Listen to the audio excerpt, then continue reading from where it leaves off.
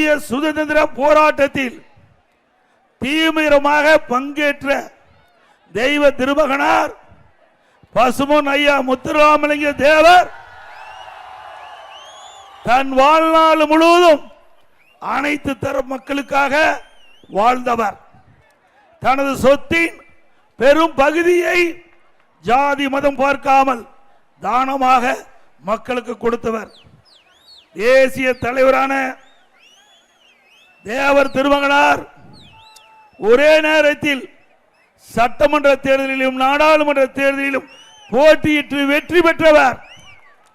தமிழ்நாடு குறிப்பா தென் மாவட்ட மக்கள் நெஞ்சங்களிலே நீக்கா வாழும் பசும்பொன் ஐயா முத்துராமலிங்க தேவர் அவர்களுக்கு நாட்டின் உயரிய விருதான பாரத ரத்னா விருதினை வழங்க வேண்டும் என்று அதிமுக சார்பா மத்திய அரசிடம் கோரிக்கை வைப்பு.